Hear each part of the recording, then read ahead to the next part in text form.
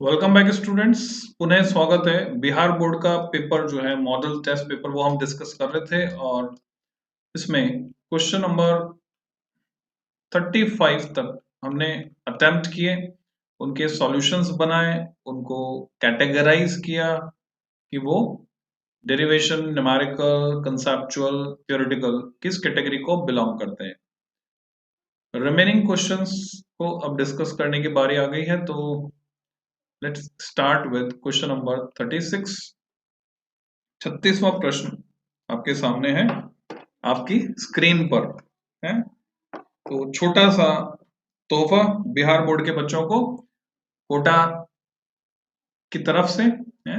मैं Elon career institute से विवेक तापड़िया, तो आपके सहयोग में, आपके हित के लिए, क्योंकि बिहार बोर्ड की तरफ से स्पेशली बोला गया है कि ये प्रश्न आपको जरूर जरूर हल करने मॉडल टेस्ट पेपर के, जो आपके आने वाले एग्जाम है उनके लिए। अल्फा कण होता है, alpha particle is helium nucleus, ठीक है, He2 4।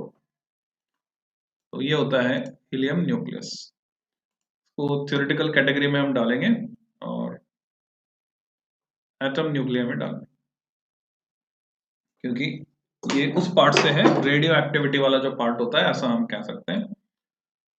नेक्स्ट क्वेश्चन है 37। कम्युनिकेशन सिस्टम से या EMW से भी कह सकते हैं, तो ये कम्युनिकेशन सिस्टम में चलेगा था क्वेश्चन। प्रेषी एंटेना के परास डी टीवी प्रेषण टावर की ऊंचाई h और पृथ्वी की त्रिज्या r के बीच संबंध होता है। डायरेक्ट फॉर्मूला है जो हम थ्योरी में पढ़ते हैं, D equal to under root of 2HR, यानी ऑप्शन बी सही है। So this is the relation between range of transmitting antenna, height of TV transmission tower and radius of earth. So ये है theoretical question, communication system.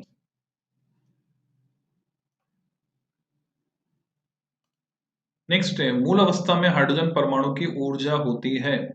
Energy of hydrogen atom in the ground state, सभी को रटा हुआ होगा, -13.6 electron volt, तभी वो bound state में होता है। तो theoretical question, atoms and nucleus है। नेक्स्ट है, जब अपद्रव्य को नैज अर्धचालक में मादित किया जाता है तब अर्धचालक की चालकता, when an impurity is doped into an intrinsic semiconductor, its conductivity बढ़ जाती है बच्चों, increases। जब भी हम डोपिंग करते हैं, डोपिंग करते ही इसलिए हैं कि कंडक्टिविटी बढ़ जाए। तो 39 का ए, तो इसको हम रखेंगे थ्योरेटिकल कैटेगरी। कंसेप्चुअल भी कह सकते हैं और थ्योरेटिकल भी कह सकते हैं। ये जाएगा इलेक्ट्रॉनिक डिवाइसेस।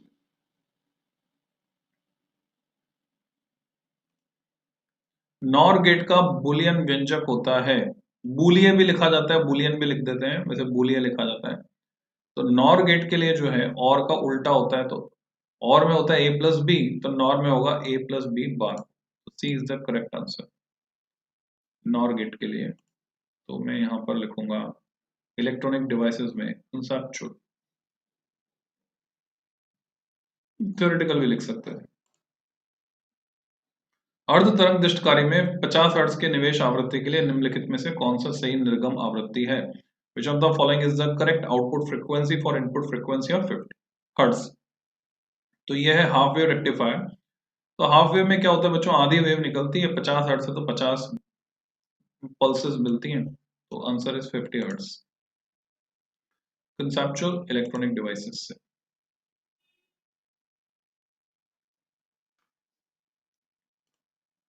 नेक्स्ट क्वेश्चन, द्विआधारी संख्या 11110 बेस 2 का दशमिक संख्या निम्नलिखित में से कौन है? ये बच्चों आपको फॉर्मूला देखना पड़ेगा या कैलकुलेट करना पड़ेगा।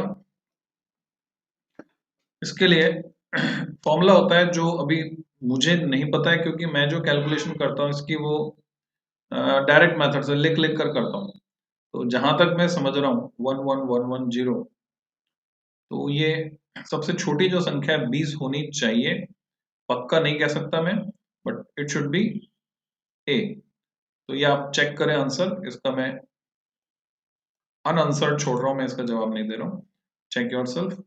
और ये है numerical from electronic devices, because numerically आपको इसे कैलकुलेट करना पड़ेगा। कंप्यूटर में भी ये सिखाया जाता है। इलेक्ट्रॉन पर आवेश होता है -1.6 टेंस पावर -19 कूलम, इलेक्ट्रोस्टैटिक्स में भी हमने पढ़ा था, और इसको हम ड्वेल नेचर में भी पढ़ते हैं, एटम्स एंड न्यूक्लियर में भी पढ़ते हैं। तो कहीं पर भी आप किसी भी कैटेगरी को डाल सकते हैं। तो एक number, atoms and nuclear, electron का आवेश एप्सिलॉन 0 के बराबर है। एप्सिलॉन 0 की value 8.85 tens power -12 coulomb square per newton metre square. Direct theoretical question electrostatics से। तो ये तो वैसे ही दिया जाता है आपको पेपर में, कांस्टेंट्स की वैल्यू बिहार बोर्ड के पेपर में नहीं देते, सीबीएसई वाले पेपर में दी जाती है। द्विध्रुव आघूर्ण के लिए निम्नलिखित में से कौन सही है? Which of the following is correct for dipole moment? Dipole moment, debye का रिलेशन जो कि ऑब्सलीट हो चुकी है, डिबाई जो है सीजीएस यूनिट है एंड इट बिकम्स ऑब्सलीट, तो उसका रिलेशन हमें बताना है किसके साथ? कूलम मीटर के साथ। तो कूलम को जब मैं बदलूंगा स्टेट कूलम में और मीटर को बदलूंगा सेंटीमीटर में, तो ये कन्वर्ट होकर हमें मिलेगा। तो मैं लिखकर कन्वर्ट कर लेता हूं यहां पर, जैसे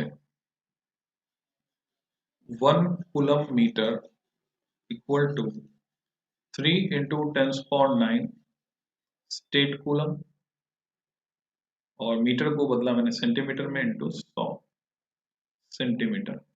तो स्टेट कूलम सेंटीमीटर को डीवाई अगर हम कह रहे हैं तो ये बनेगा 3 इंटू 10⁻11 डीवाई। तो एक डीवाई कितना होगा? एक डीवाई होगा 1/3 इंटू 10⁻11 कूलम मीटर। तो इससे मैच करता हुआ आंसर हम ढूंढ लेते हैं। कूलम मीटर तो यहाँ दिख रहा है हमको 1/3 10⁻29 दिख रहा है, या -30 दिख रहा है, या 1/3 दिख रहा है, या 10⁻29 दिख रहा है। तो -29 तो हमें नहीं मिल रहा है, -11 जरूर मिल रहा है। तो कहाँ मिस्टेक हुई है वो देखना पड़ेगा।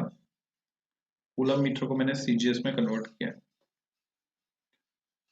ओके, तो हम चेक कर लेते हैं गूगल पर relation between what is debye कर लेते हैं ना, व्हाट इज डीवाई, क्योंकि एनसीईआरटी में नहीं है बच्चों, ये ऑब्सोलीट हो चुकी है यूनिट।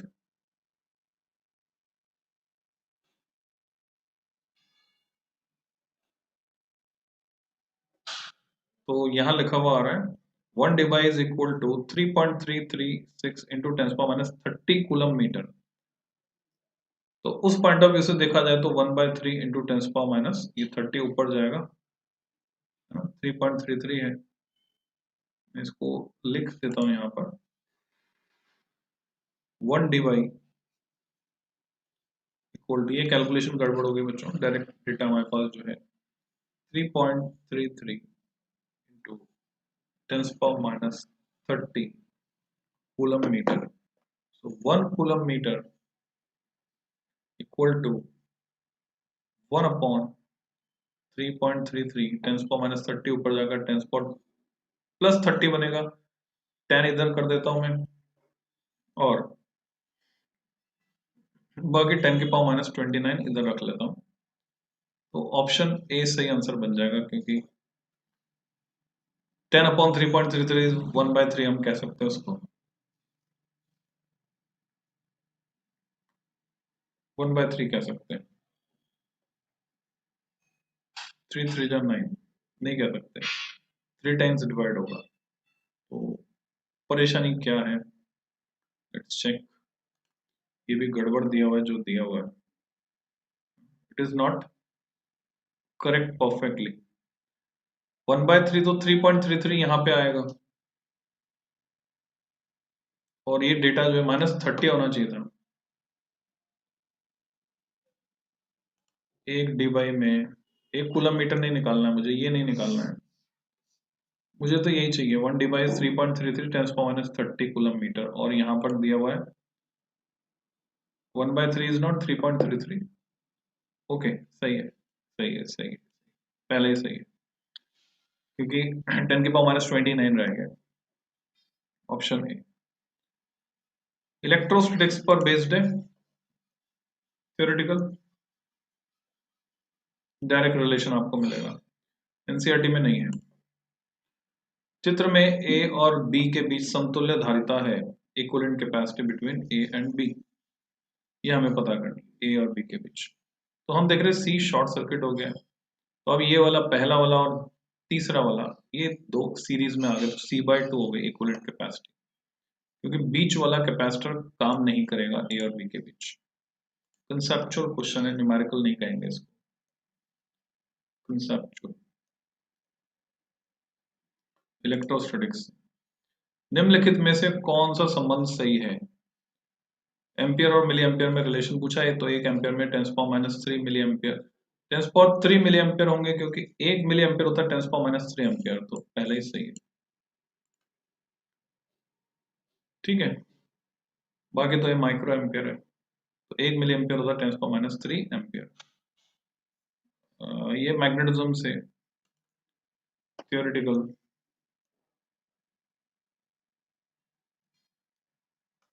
न्यूमेरिकल कहना तो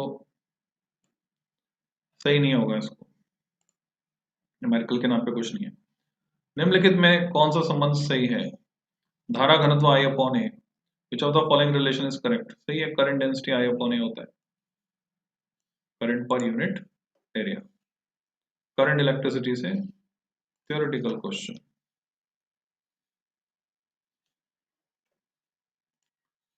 फोर्टी नाइन, प्रतिरोध के लिए निम्नलिखित में से कौन सा सही है? आर होता है rho L by A, rho L by A, resistance is rho L by A, option B is correct, theoretical current electricity से।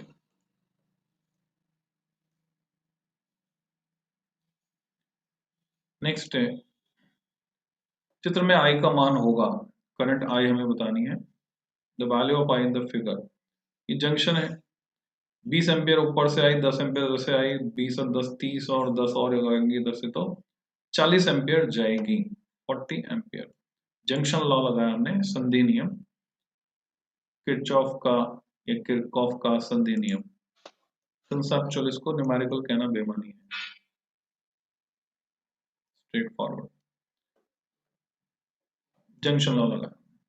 क्वेश्चन नंबर 51, विभव मापी से निम्नलिखित में से कौन मापा जाता है? विभव मापी विभव नापता है, EMF of the cell. Option C, potentiometer क्या नापता है? EMF of the cell, potentiometer नापेगा EMF of the cell, theoretical. 1 kilowatt hour के बराबर होता है, 1 kilowatt hour is equal to 3.6 into 10⁻6 joule. Convert कर सकते हैं हम, किलो के 10 की पावर 3 आ जाएंगे, आर को 60 into 60 लिखेंगे, तो बन जाएगा 3.6 into 10⁻6 जूल। ये करंट इलेक्ट्रिसिटी से, और थियोरेटिकल क्वेश्चन है, न्यूमेरिकली भी कैलकुलेट कर सकते हैं। नेक्स्ट है, 1 टेस्ला होता है, टेस्ला होता है, tesla magnetic flux phi is, नहीं ऊपर रह गया क्वेश्चन 53। 1 टेस्ला होता है, 1 टेस्ला होता है 1 weber per metre square, weber per metre square is called tesla, 1 weber is tesla metre square. B है ना इंटेंसिटी, फ्लक्स डेंसिटी, तो वेबर में नापते हैं हम फ्लक्स को, थ्योरेटिकल क्वेश्चन मैग्नेटिज्म से।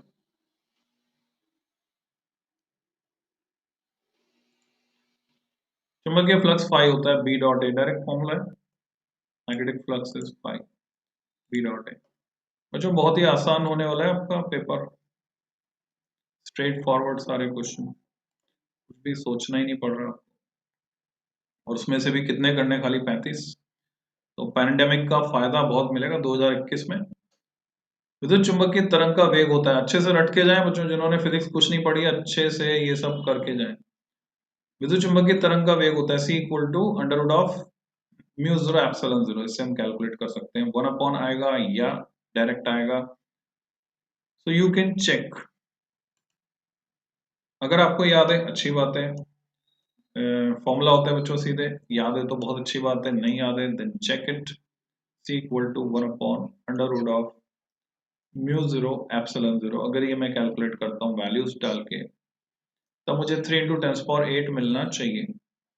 तो म्यू जीरो की वैल्यू आपको याद होनी चाहिए 4 पाई इंटू 10⁻⁷। फिर एप्सिलॉन जीरो की आपको आनी चाहिए 8.85 10⁻12। खाली पावर ही निकालने उसी से पता चल जाएगा। 12 और ये 7 19 हो गए। तो नीचे और भी हम ले सकते हैं, चलो 19 है ऊपर जाएगा, 19 में से 10 हटा दो तो 18, 18 प्लस के बचेंगे ऊपर, ठीक है 18 बचेंगे प्लस के, और भी हटा सकते हैं हम। तो 3 इंटू 10⁸ तो इसी से मिल सकता है और किसी कॉम्बिनेशन से नहीं मिल सकता। 3 इंटू 10⁸ अगर मिलेगा तो इसी से मिलेगा और किसी कॉम्बिनेशन से हमको नहीं मिल सकता, क्योंकि 12.56 इंटू 8 ये भी आ रहा है। तो correct answer is B.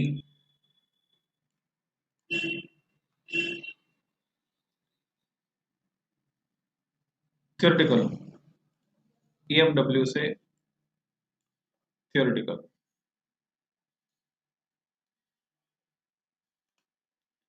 Photon की ऊर्जा होती है, फोटोन का ऊर्जा होता है, बिहार में ऐसे लिखते हैं बच्चों। तो energy of photon equal to H nu. Option A is correct. Dual nature theoretical. हम चाहे तो ऑप्टिक्स में भी डाल सकते हैं। क्वेश्चन इतना जनरल है कि एक से ज्यादा चैप्टर को बिलोंग कर रहे हैं। 1 इलेक्ट्रॉन वोल्ट बराबर होता है 1.6 10⁻19 जूल।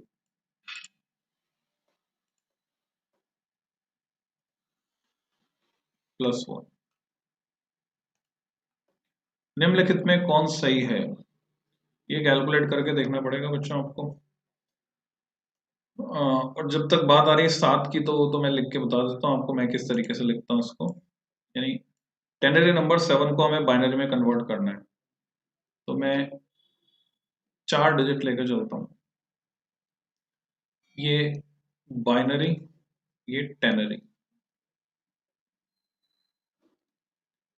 0 1 2 3 4 5 6 7 तक चलाना है। तो 0 अगली बार आ जाएगा 1, फिर 0 1 0 1 0 1। यहाँ चलेगा 2 बार 0, 2 बार 1, फिर 2 बार 0, फिर 2 बार 1। यहाँ चलेगा 4 बार 0, फिर 4 बार 1। तो हमें मिल गया इसका आंसर 7 के कोरिस्पॉन्डिंग। ऐसे चलते हैं आगे, 8 बार 0 8 बार 1 ऐसे लिखते जाओ तो आपको मिलता जाएगा, नहीं तो फॉर्मूला लगाओ। तो option A is correct. Generally ऐसे सवाल आएंगे तो ऑप्शन ए सही होगा। तो लॉजिक गेट से बच्चों, लॉजिक गेट से तो इलेक्ट्रॉनिक डिवाइसेस में हम इसको डालेंगे और न्यूमेरिकल बोल सकते हैं इसको। द्विआधारी योग के लिए निम्नलिखित में से कौन सही नहीं है? 0 + 0 0 होता है, 0 + 1 1 होता है, 1 + 0 1 होता है, 1 + 1 1 होता है। सारे सही हैं, कौन सा सही नहीं है? तो सारे सही हैं। 0 + 0 0 होता है, 0 + 1 1 होता है, 1 + 0 1 होता है, एंड 1 + 1 भी 1 होता है। All are correct. Bonus, binary addition में 1 + 1 1 होता है, उसमें गलत कुछ है ही नहीं। So all are correct. Bonus, गलती इंसान से ही होती है और ये पेपर भगवान ने नहीं बनाया। मॉडल टेस्ट पेपर किसने बनाया? किसी इंसान ने बनाया। किसी ऊंचाई ट्रांसफॉर्मर में यदि प्राइमरी और सेकेंडरी कुंडली में, अच्छा इसका पहले मार्किंग तो कर दे, रह जाएगा नहीं तो। लॉजिक गेट से कंसेप्चुअल क्वेश्चन, इलेक्ट्रॉनिक डिवाइसेस। किसी ऊंचाई ट्रांसफॉर्मर में यदि प्राइमरी सेकेंडरी कुंडली में N1 और N2 लपेटे हैं, तब ऊंचाई है बच्चों बढ़ा कर देगा, तो N2 greater than N1, N2 N1 से अधिक होंगे तभी बढ़ा सकता है। स्टेप अप ट्रांसफॉर्मर वोल्टेज को बढ़ाएगा क्योंकि उसका नाम है स्टेप अप, स्टेप डाउन घटाएगा तो N2 ग्रेटर देन N1, तो option B is correct and it belongs to EMI and AC and it is theoretical. Hydrogen bond क्रम की कौन सी श्रेणी दृश्य भाग में, बामर सीरीज है, हमने पढ़ा हुआ है, विजिबल रीजन में आती है बामर सीरीज। एटम्स का theoretical। उत्तल लेंस की फोकस दूरी 1 मीटर इसकी शक्ति होगी, पावर ऑफ कॉन्वेक्स लेंस। तो मीटर में अगर हम रखते हैं एफ को, फोकल लेंथ को, तो हमें डायप्टर में पावर मिलती है, इट इज 1/f यानी 1 डायप्टर होगी, तो option C is correct, P equal to 1 dioptre. इसको न्यूमेरिकल कहना तो सही नहीं होगा, थ्योरेटिकल है, डायरेक्ट स्ट्रेट फॉरवर्ड, और न्यूमेरिकल कहना चाहे तो आप कह लें, आसान न्यूमेरिकल है, तो मैं इधर कम कर देता हूँ, न्यूमेरिकल में एक बढ़ा देता हूँ, इसको हम कह देते हैं न्यूमेरिकल रे ऑप्टिक्स।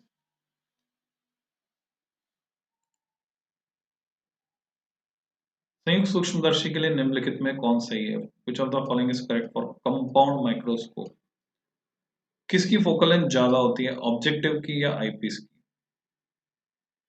ऑब्जेक्टिव को पास में रखना होता है वेरी नियर टू फोकस, तो ऑब्जेक्टिव की फोकल लेंथ ज्यादा या आईपीस की। कंपाउंड माइक्रोस्कोप तो ये दोनों ही कम होती हैं, एफ और एफ ई, ज्यादा कम कौन सी होती है, तो कैसे तय करेंगे बच्चों। आईपीस आंख के साइज का है, तो अगर हम इसका मैग्नीफाइंग पावर का एक्सप्रेशन देखें तो उसमें एफ ओ एफ ई दोनों डिनोमिनेटर में आ रहे हैं, तो लेट मी चेक। तो इसको आप ऐसे याद रख लें बच्चों कि आईपीस की फोकल लेंथ ज्यादा होती है क्योंकि ऑब्जेक्ट जिसे आप देख रहे हैं वो ऑब्जेक्ट छोटा है, और आईपीस हमारी आंख उस ऑब्जेक्ट से बड़ी है, माइक्रोस्कोप से बहुत छोटे ऑब्जेक्ट देखते हैं, तो ऑब्जेक्ट छोटा है, आंख बड़ी है, तो ऑब्जेक्टिव की फोकल लेंथ कम है, आईपीस की फोकल लेंथ बड़ी है, ऐसे याद रखने में आसानी रहेगी आपको। तो थ्योरेटिकल क्वेश्चन है रे ऑप्टिक्स से।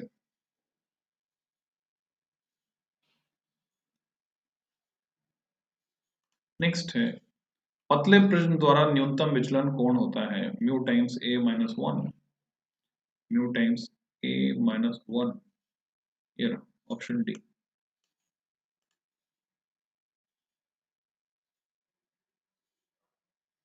इसमें कोई कंफ्यूजन हो जाए तो कैलकुलेशन कर लें, मान लीजिए आपको कंफ्यूजन हो गया, याद नहीं रहा, तो कैलकुलेशन कर सकते हैं, कैसे। स्मॉल एंगल प्रिज्म की हम बात कर रहे हैं बच्चों, हम जानते हैं प्रिज्म सूत्र, प्रिज्म फॉर्मूला होता है mu equal to sine A plus delta M by 2 upon sine A by 2। फिर आपने सीखा है स्मॉल एंगल्स के लिए, छोटे कोणों के लिए साइन थीटा थीटा के बराबर होता है, तो मैं लिख सकता हूँ mu equal to A plus delta M by 2 upon A by 2, by 2 cut गया, तो क्या बचा हमारे पास, ए प्लस डेल्टा एम ऊपर बचा और नीचे बचा ए। अब मैं क्रॉस मल्टीप्लाई करता हूँ, तो mu A equal to A plus delta M, मुझे डेल्टा एम मिलता है ए times mu minus 1।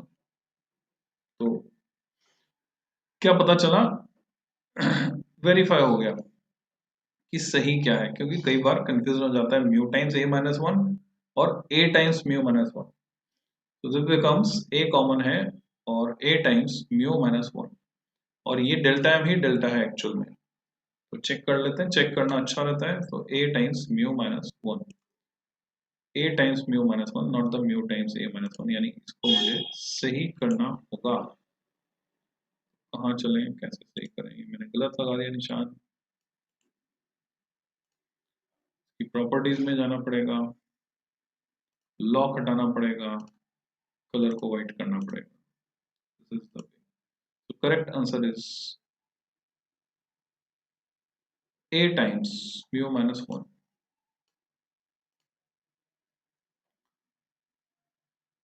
Theoretical optics.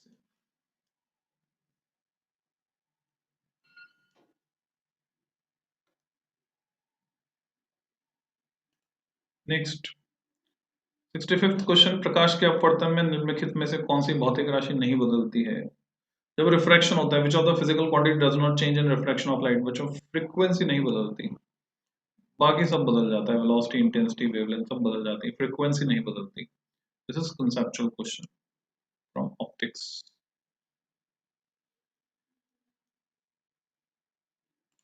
Next, यदि हवा में प्रकाश का वेग v है, पानी में प्रकाश का वेग v w हो, तब निश्चित रूप से पानी जो है घना माध्यम है, तो water is denser then air, so velocity in water will be lesser than air.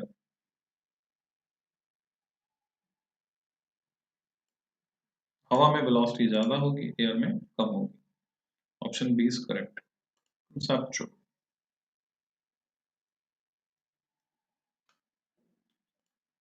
जल के लिए क्रांतिक कोण होता है, हमें पता है क्रिटिकल एंगल जो है ग्लास के लिए होता है ग्लास के लिए होता है 41 डिग्री, हीरे के लिए होता है 24 डिग्री, तो 41 से कम होगा, 41 से कम 37 है, 41 तो ग्लास के लिए होता है, और हम कैलकुलेट भी कर सकते हैं इसको। फॉर्मूला है इसके लिए साइन इनवर्स 1 अपॉन म्यू। अब इसके लिए आपको पता होना चाहिए म्यू ऑफ वाटर होता है 4/3, और अगर मैं इसको इसकी कैलकुलेशन का तरीका बताऊं, आपको याद होगा। इसको पहले हम डाल देते हैं न्यूमेरिकल कैटेगरी में, क्वेश्चन नंबर 67 ऑप्टिक्स से न्यूमेरिकल कैटेगरी में, और इसका सॉल्यूशन बहुत सिंपल सा है। आपको पता है तो एक राइट एंगल ट्राइंगल में अगर ये 37 डिग्री है, तो सामने वाली साइड होती है 3, ये होता है 4 और ये होता है 5, तो साइन 37 होता है 3/5, साइन 37 3/5, तो साइन इनवर्स 3/5 हो जाएगा 37 डिग्री, जबकि यहाँ हमें चाहिए था 4/3, यानी 10 में जाएंगे तो अप्रोक्सीमेशन लगा हुआ है बच्चों, नहीं तो आप टेबल देखकर भी कर सकते हैं। फॉर्मूला जो कौन सा काम आ रहा है आपके, आ रहा है क्रिटिकल एंगल निकालना था, IC equal to sine inverse 1 upon mu. तो आपको क्या चाहिए था, साइन इनवर्स म्यू होता है 4/3 वाटर के लिए, 4/3 यहाँ लिखूंगा तो आएगा 3/4, तो ये निकालना। तो एंगल अगर छोटा होता हम 10 के बराबर मान सकते, तो 37 के आसपास ये आएगा।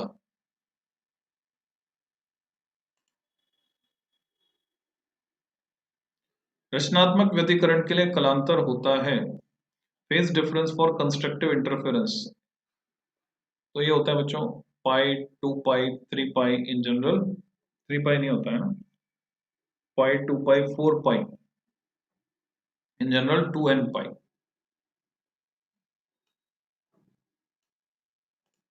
Option A is correct. Theoretical.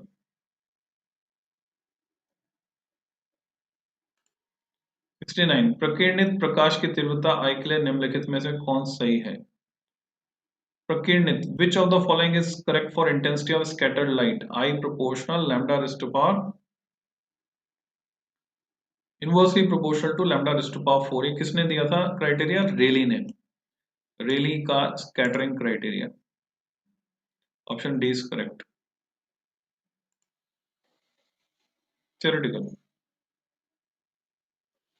Rayleigh scattering criteria में हम इसको पढ़ते हैं। 17th क्वेश्चन, कांच के समांतर सतह की पट्टी की फोकस दूरी होती है। अब समांतर सतह है तो वो फोकस तो कर नहीं पा रही है, कन्वर्ज नहीं कर पा रही, डाइवर्ज नहीं कर पा रही, उसकी पावर है 0 और फोकस दूरी होगी अनंत, infinite. Focal length of parallel sided glass slab is infinity.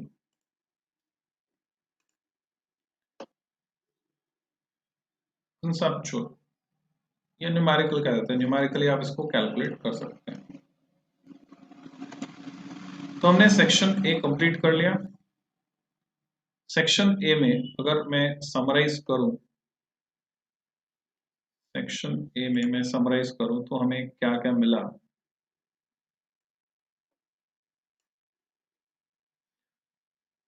कौन कौन से चैप्टर से कितने कितने नंबर के सवाल हमको मिले। Theory 1 2 3 4, 4 number. कंसेप्चुअल, अच्छा ऐसे चलते हैं, 1 2 3 4 5 6 7, 7 नंबर के सवाल मिले हमें इलेक्ट्रोस्टैटिक्स से। आगे प्लस में लिख देंगे हम बाकी जो सेक्शन बी में मिलेंगे। करंट इलेक्ट्रिसिटी 1 2 3 4 5 6 7 8 9 10, 10 सवाल, 3 4 5 6 7 8 और एक 9, 4। EMW से 1, ऑप्टिक्स से 4 5 6 7 8 9 10 11 12 13 14 15 16 17 18 19 20।